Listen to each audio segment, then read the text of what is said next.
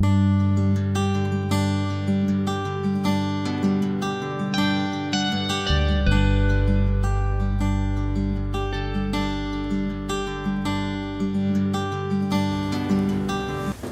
Eric Lombardo, alors que pensez-vous du programme de la Condamine? Eh bien, c'est un programme que j'ai eu l'occasion de visiter plusieurs fois et c'est toujours un grand plaisir pour moi de venir enseigner ici.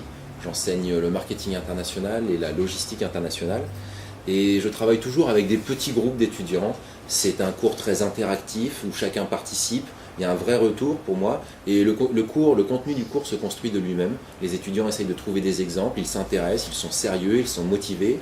Par ailleurs, je trouve qu'ils ont un excellent niveau de français. Donc c'est vraiment une très bonne ambiance de travail et moi je garde un sentiment tout à fait positif de chacun de mes passages ici. Et quels sont les points forts de la Condamine? Alors je crois que le principal point fort de la Condamine c'est de repartir avec un double diplôme. Les étudiants font 4 années d'études et ils repartent avec un diplôme de l'USAL plus un diplôme français. Et en plus d'avoir un pied en Europe et puis un pied en Argentine, je crois qu'il y a vraiment une ouverture culturelle dans cette formation avec des étudiants qui viennent de plusieurs pays, qui ont plusieurs provenances d'origines différentes. Donc il y a vraiment un brassage culturel qui continue ensuite en France, puisque beaucoup d'étudiants vont faire un Master 2 en France, notamment dans mon master, mais également dans d'autres masters. Donc j'ai l'occasion de les retrouver par la suite en France, c'est un vrai plaisir.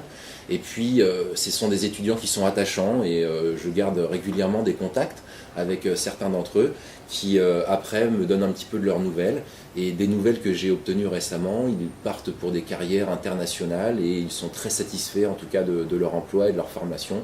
Donc je pense que c'est vraiment une formation très intéressante à suivre pour des étudiants argentins, européens et d'Amérique du Sud d'une manière générale. Merci pour cette interview, je vous souhaite une bonne retour en France. Gracias, hasta luego.